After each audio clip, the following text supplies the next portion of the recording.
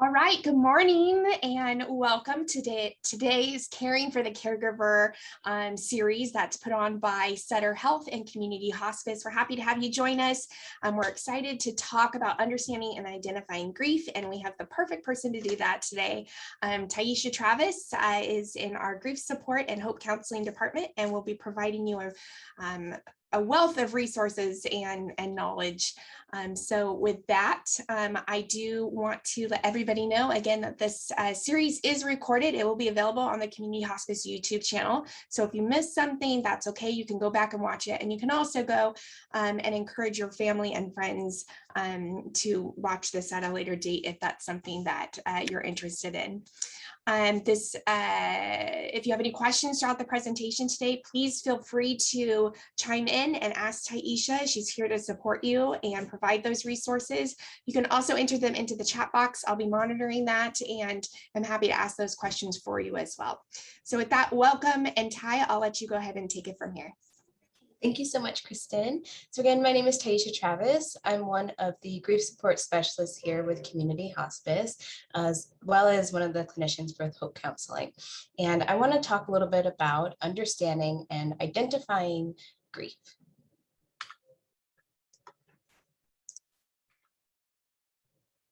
So what is grief? Grief is a multifaceted response to a loss.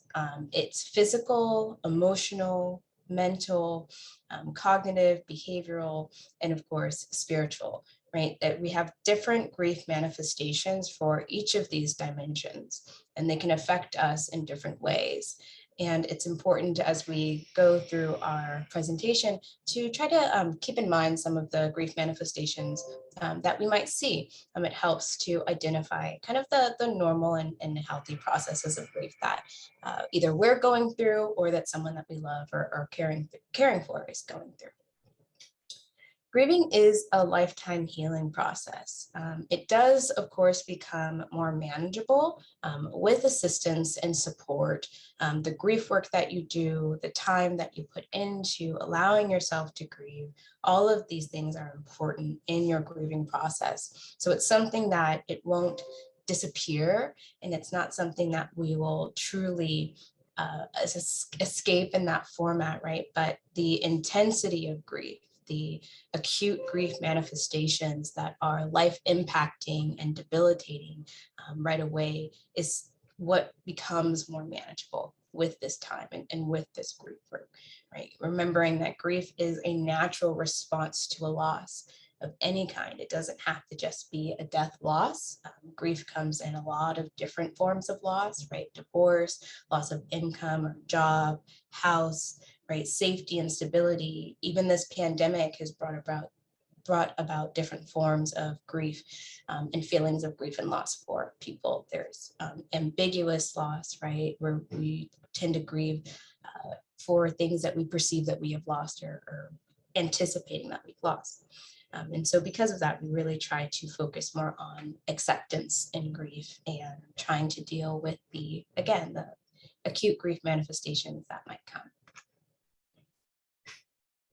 So again, grief is a normal and natural emotional reaction, right? And we know it's not even just emotional, it can be physical, right? We can have headaches and insomnia and kind of other physical manifestations of grief too. But it's really this reaction to a change of any kind.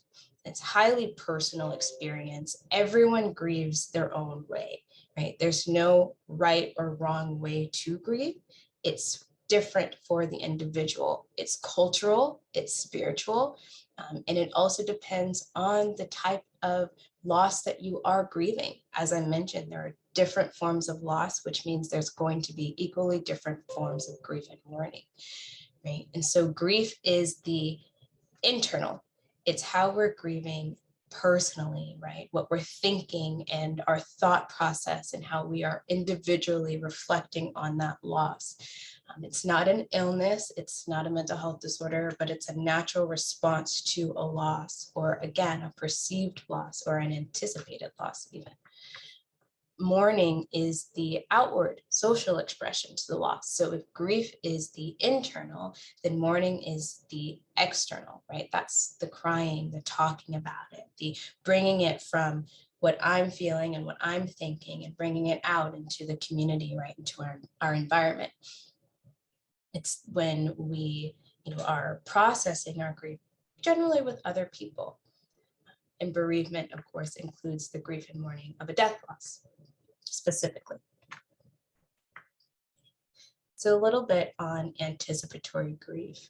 This is when something that happens before your actual loss, right? We start to get some grief manifestations perhaps before the person or persons have actually died or before the perceived loss has actually happened.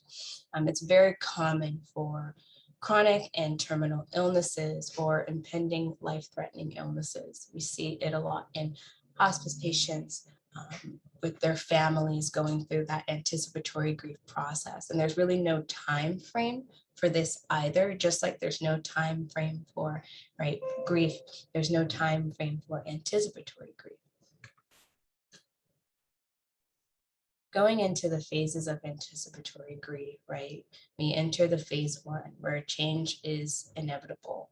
And we start to now come to the realization that change is inevitable. And we're followed by that second degree phase where concerns and fears are increased, and they're usually accompanied by the emotional reactions, right? That's when you might start to get the sadness and the disbelief, and perhaps even denial might still be around here from phase 1, right? That this is really happening, and then we actually start to feel our emotional reactions to that. Then we enter that phase 3 where our loss is rehearsed, where we start to envision or imagine a world without our person. We start to plan even a world without our person. And this can look like, what am I going to do with my finances? If this is a spouse or perhaps as a caregiver, taking care of your mom or your father, or whomever you're taking care of is also your primary home, right? Your finances and maybe how you were sheltered. You start to practice those things and envision what life is going to look like. And beyond that, we also start to rehearse just our person not being here physically any longer. And that looks like, when my person goes, who am I going to talk to about X, Y, and Z? And how am I going to cope with stressors? Because they used to be, right, my rock. And I'm worried about how I'm going to have my self-confidence and my self-esteem and my person. So we go through and we imagine what a world is going to look like without them. And again, always accompanied by those emotional reactions. We try to become, as well as we can, ready for this inevitable loss. And we're still going back and forth, bearing in mind these are phases. So it's not that you complete phase 1 and you go to phase 2. It's that you're always shifting between phase 1, 2, 3, depending on where you're at in that anticipatory grief process for yourself. So some days you still might be in disbelief and denial, and other days you are now practicing and rehearsing this loss. So think of it more as a pendulum rather than a linear phase. And usually, right, we'll eventually hit phase 4, right, where we start imagining life without the deceased in the form of, like I said, not just rehearsing or kind of thinking about it. We start putting it into practice, right, where we're changing our finances and we're actually making the next step beyond just thinking about it or rehearsing it in our head. And that really would summarize anticipatory grief. And bearing in mind that anticipatory grief by no means is going to mean that you're not going to have grief after your loved one dies or after this inevitable change. It just means for some people, they find that anticipatory grief helps guide them in their grief process, in their mourning, in their bereavement process. And for others, it doesn't. They may not even realize that they were in anticipatory grief, just that these things were happening to them. And it's important to normalize what's going on. And when you're in anticipatory grief, remember, you're still going through all the phases kind of in this circular way. So how do we cope with it? How do we deal with anticipatory grief? Very similar to how we'll deal with post-grief, right? Being honest with your feelings, being honest with what's going on, your thoughts, and your emotional reactions. And we can also seek out support for anticipatory grief. generally there can be support groups for caregivers, or someone who's taking care of a loved one who's dealing with cancer. We go out and we seek the support of others who may be going through similar, if not the same thing that we're going through, and getting that validation and that acknowledgement. And also a step beyond that is maybe getting tips on how other people deal with their anticipatory grief and everything that comes with it, because they might have guilt, they might have regret, right? As a caregiver, we know that's really, really common, to feel like you're not quite doing enough or you're not doing it right. And to have that support around you and the validation and acknowledgement of other people who can go, yes, you are, and this is what I do for this, and if you're planning this, right, and take breaks and take care of yourself. Those things really help. Hey, Ty, I do have a comment in the chat box that I'd like to share with you. It says, when you said grief is a lifetime healing process, it pushed a lot of buttons for them. Sometimes they expect feeling grief should end, and I realize it doesn't. Do you want to provide some comments on that? Absolutely. That's actually the biggest comment I get in my work, with my clients, is assuring them and kind of unfortunately breaking that news to them, right? That grief is something that we are constantly going to be dealing with. But how I break that down as well is, with grief, your relationship with grief typically changes, right? When we first are kind of thrust into the grieving world or having to mourn, we're fighting it, very, very frequently, very commonly. We think that we should have this normal, right? And we crave that normalcy of the before time. But that's why a part of even anticipatory grief is that acceptance, right? Of not condoning, but realizing that this is such a different world. And this different world, although painful, does not have to be your undoing. How are you going to have your relationship with grief now, right? Now that you have accepted that it's a part of you, and thinking of it more as, you're not trying to grow out of it or move out of it, but rather you're trying to go around it. You are making space for it without it being the dominant, debilitating, right, feeling that you're having. So some people do that as maintaining their connection with their person, so that their grief changes from just this acute pain to something more nostalgic, something more empowering and positive, and they can always have their person with them, and it encourages them and motivates them to live and move forward without guilt and regret, right? So grief is a relationship, and just like any relationship, you're learning about it and you are adapting to it rather than fighting it. I hope that helped.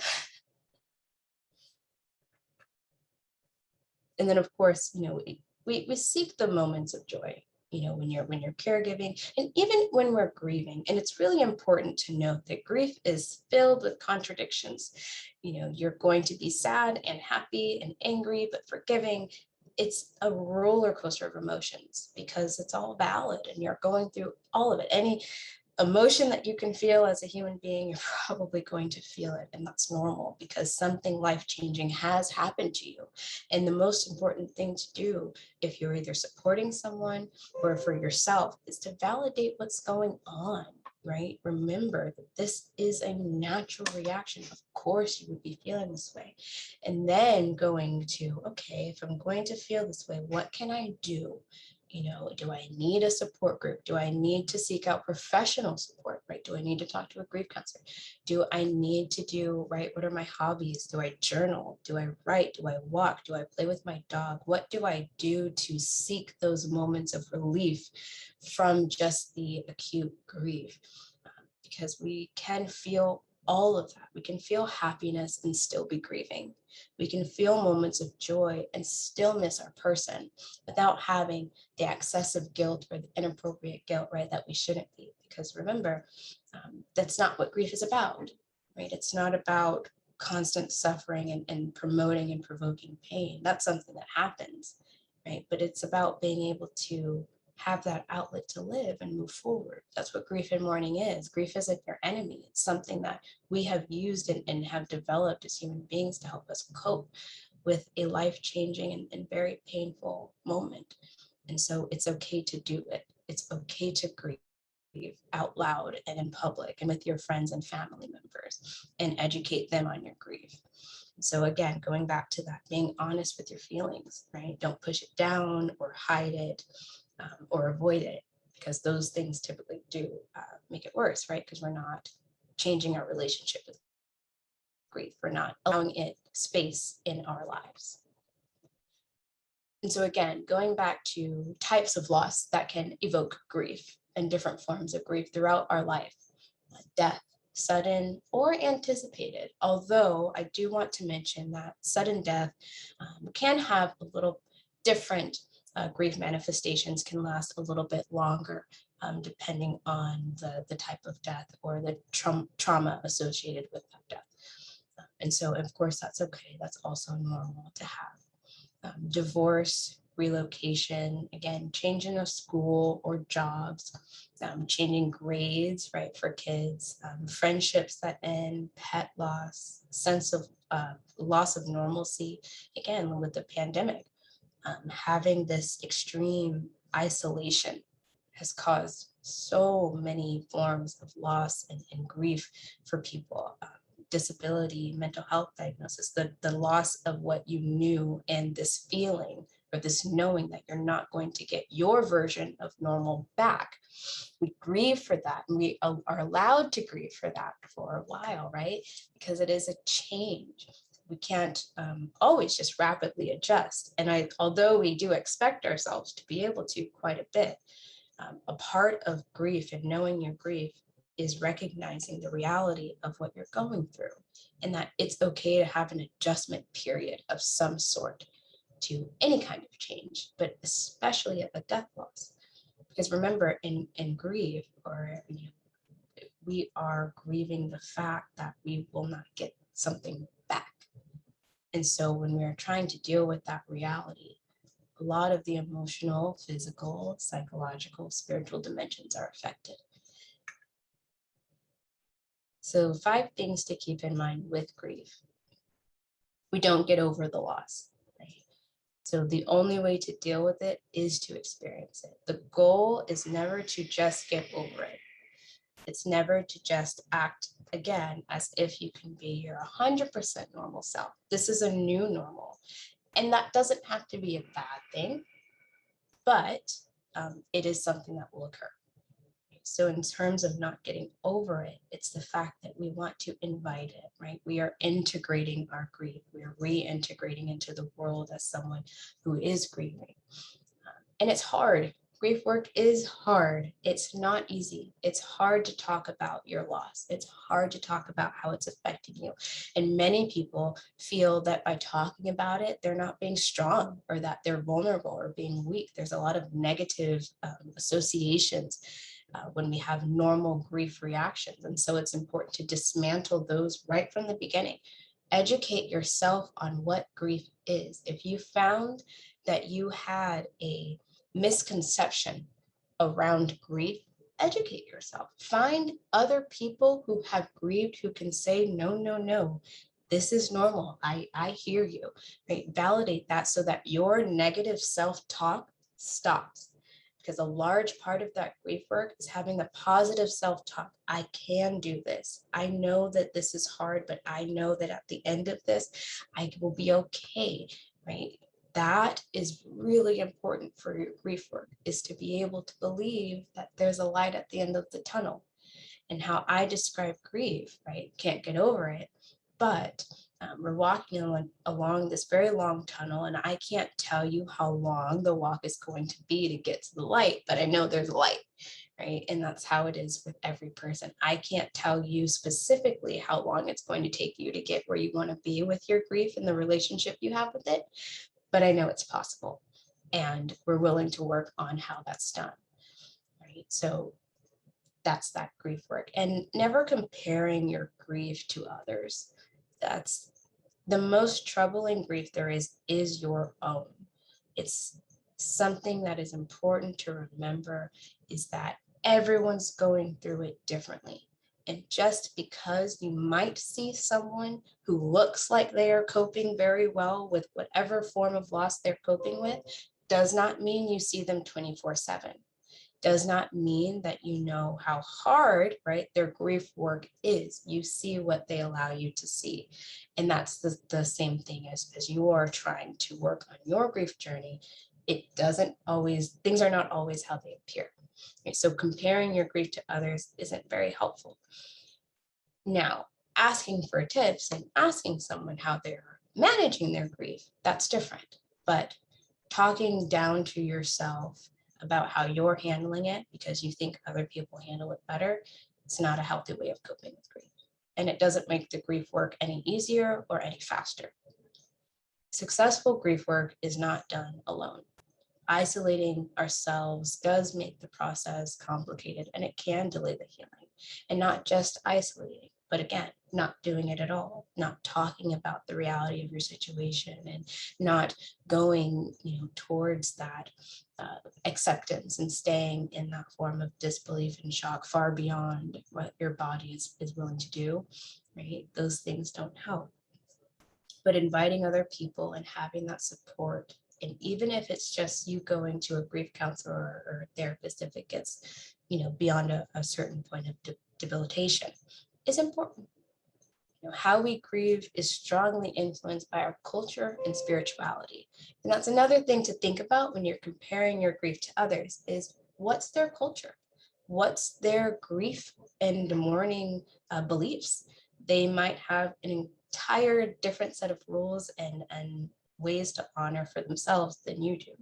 And it would be interesting, instead of comparing it, to again ask. It's okay to talk about grief and death and dying. And when we get more comfortable talking about this as a society and as a people, then we don't feel that need to try to hide it away or shame it away or force it away, because we realize that everyone's struggling with this. No one has the perfect answer, not even myself. And I've been doing this for a while. And I think the perfect answer is there's not one. There's no perfect way to grieve. And it's hard for everyone, but we can do it. And even on those days, I know that we might have all had them, when we feel like we're doing good in grief. I've done my grief work. I feel like my relationship with grief is different than it was before. I've talked to people. I've educated myself on grief. I have my reconnection with my person, et cetera, et cetera. There still might be those days that we experience a wave of grief, very similar, but not quite the same to what we first had. And this is normal. And those waves typically come around this time: holidays, anniversaries, birthdays. We find ways to cope with them, right? Some people will do something very special for their loved one, or they'll have a tradition that they always do around this time. But it can still increase the grief manifestations just a bit.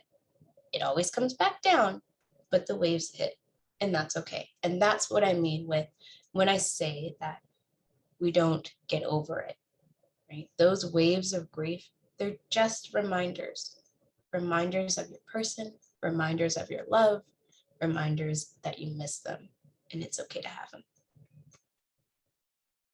right? So the phases, really, right? Moving out of the stages of grief element, more towards the phases, right? The tasks that we are tasked with having as we grieve. And we might go through and experience some of these emotional reactions with grief, being denial or that disbelief immediately, might have some anger, whether it's at the situation, at our loved one, maybe an unfinished business. Might see that bargaining, the sadness, and again, the acceptance, but really, right, remembering that stages indicate like this complete, but really it's more of these phases. It's kind of a cycle. It's all over. One day you might feel like you're in disbelief. One day you might feel sad. One day you might have accepted, okay, this is how it is and I can deal with it. Maybe 5 minutes later, I can't. That's okay. Grief is a whirlwind. And immediately, that's what you feel. And it takes a while for that to calm down and for you to breathe and see the whole picture of your grief.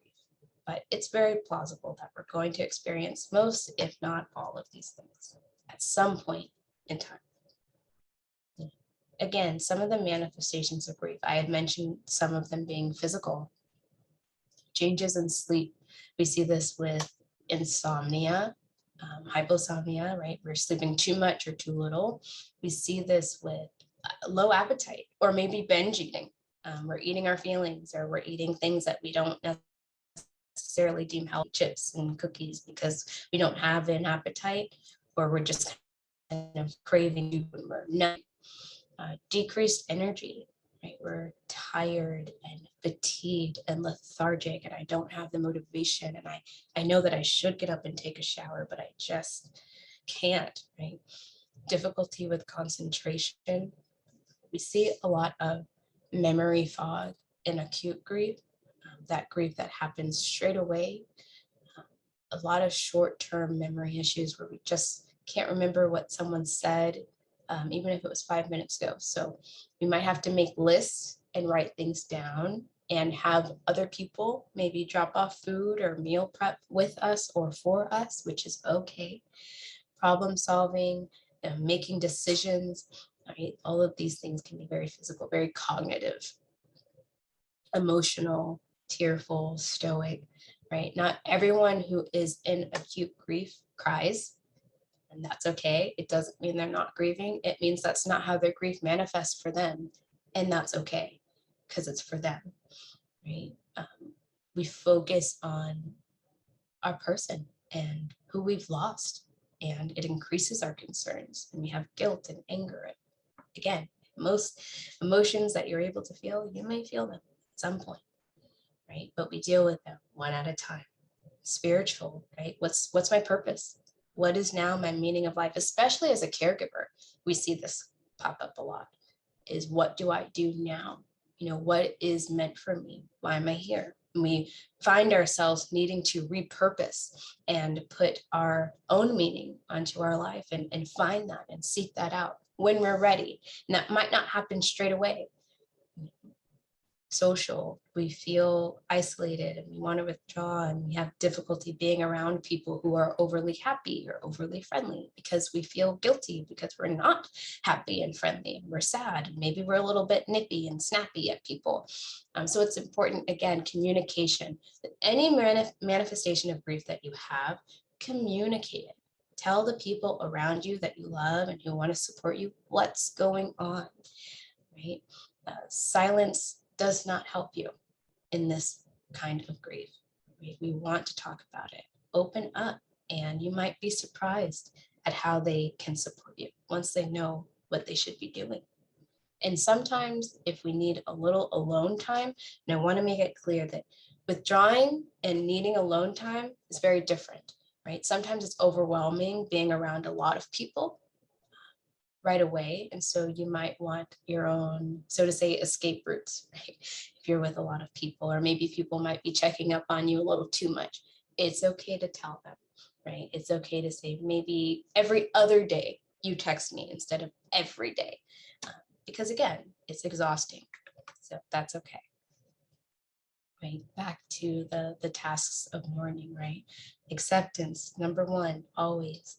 Accepting the reality of your loss, because we don't get through one, right? We don't somehow circle back to that. It makes everything else a little harder, because usually when we are at that acceptance piece, then we are able to experience the pain, because the shock and the numbness, right? If you imagine that as a field or a force field that protects you, it starts to come down, because you start to realize the world that you are now in. And it's okay to experience that pain. You will experience that pain, but you don't have to do it alone. And once we experience that, once we go through that and find our people, our persons that have helped us, and find our ways that have helped us adjust, right? Again, journaling, walking, hobbies, we can start to adjust. We start to adjust to our environment in which our person is now gone. Right? And that also looks like maintaining a connection with them somehow, some way. And I can't tell you what might work for you as an individual, but I can tell you some ways some people have, right? In the form of taking on their loved ones' hobbies, or, donations, or funds, or foundations, or photo albums, or just even taking on words or phrases that they used to say, or their words of wisdom, and writing those down and passing that on to the other people in their family. How do you keep your connection to your loved one while still living your life. And then withdrawing emotional energy and reinvesting it into other relationships, we start to grieve not at the forefront, right? It somehow moves from the forefront of our mind more to the back. It's still there, still present, but it's not debilitating. It's no longer the very first thing we think about, right? We start to see those waves come a little less frequently and they don't last as long. And that's not a bad thing. You shouldn't feel guilty for it, because remember, grief is there so that you can live and grieve. It's okay to do both. A healthy support system. Grief is the form that love takes after someone you love dies. The point isn't to put these feelings behind you altogether. That's not possible or even desirable. The point is to gain perspective and help grief find its rightful place in a person's life. Dr. Catherine Shear. I love this quote because this is grief, right? Remember, grief is your relationship. Right? You form a relationship with it, and it's not the point is to not have it or to escape it. It's to change or adjust to it, to allow it, but that it doesn't consume you or overwhelm you, to gain that perspective and help find its rightful place in your life while you're still living, and able to be happy and find joy. And again, this happens through the grief work that you do. And our healthy support systems can help us do that. It helps us stay connected. We have a feeling of personal safety, and it normalizes the grief and it validates what's going on. We get other perspectives of healthy coping skills. If something doesn't work for you, maybe someone else has a better idea, or maybe you have an idea for them. It promotes healing and again, acknowledgement and validation. We can start talking about this more. We don't have to pretend like what's going on with us isn't going on. And it avoids isolation. If the world was made for us a little bit more to grieve without feeling weak or shameful, right? We wouldn't want to withdraw as much, right? We would feel a little more comfortable being able to go out into the open and say, this is what's going on with me. If we felt like we would connect with other people who understood and didn't judge us, right? So the more we talk and support and develop these healthy relationships, the better our relationship with grief gets as a whole.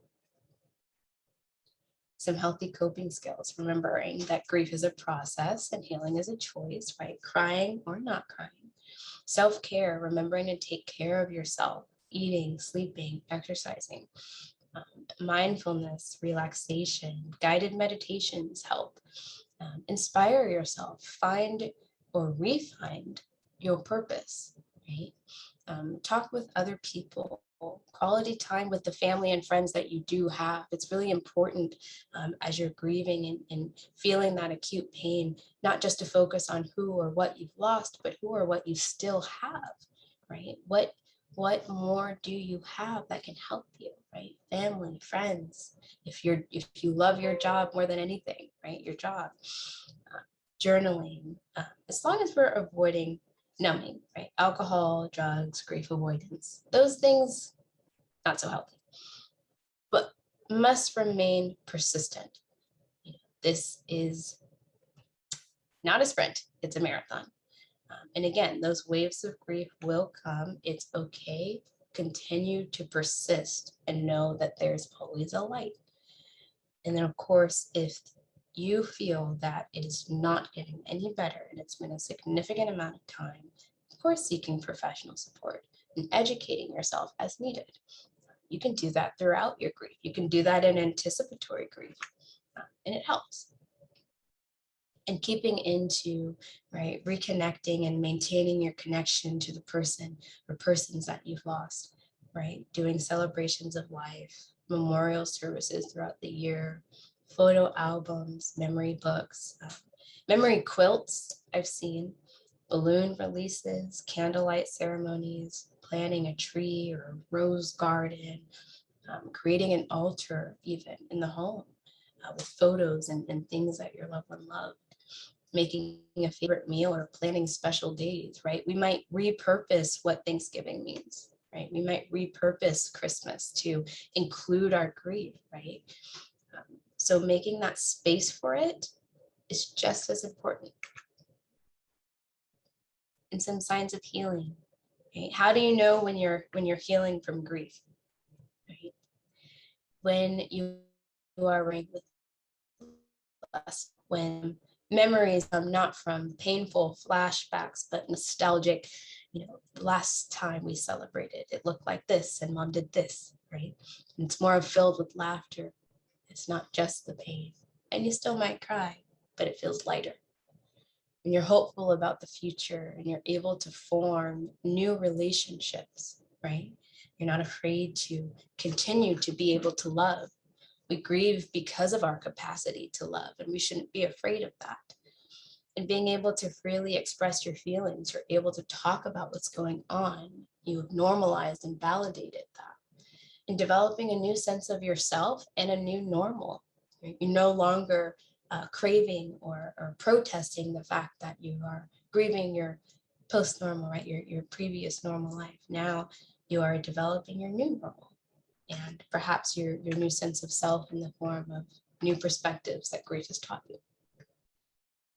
And of course, children grieve, right? And every child grieves, but they might also grieve differently, depending on their brain's development and how old they are and how they process their loss and how much language and communication skills they have at that time. They do tend to grieve in spurts. And they might have that sense of not feeling safe anymore. So having to have that constant reassurance and validation that they're okay and that they're safe, you might see that probably manifest as more clingy behavior. As each child enters a new developmental stage, then they're experiencing a new understanding of their loss. And so it's just like how I said before with adults, our relationship with grief changes. It's very similar with children. As they grow older, their relationship with grief will change. Their understanding of grief will change.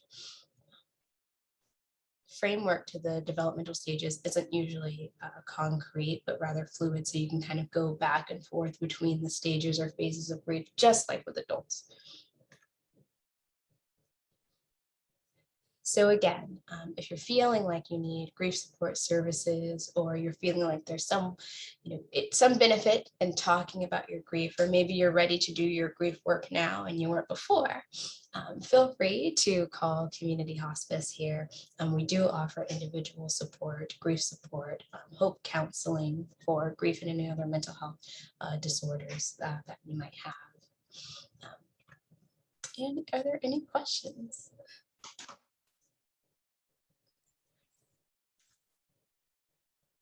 Thank you, Taisha. That was wonderful.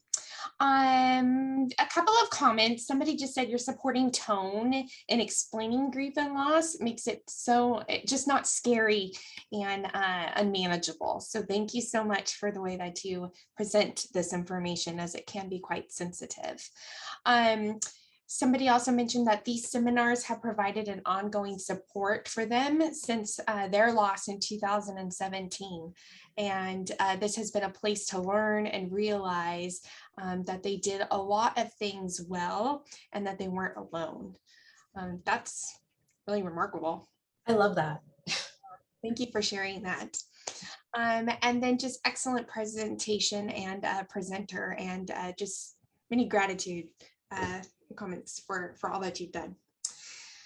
So if there's no more questions or comments at this time, then we will end our meeting.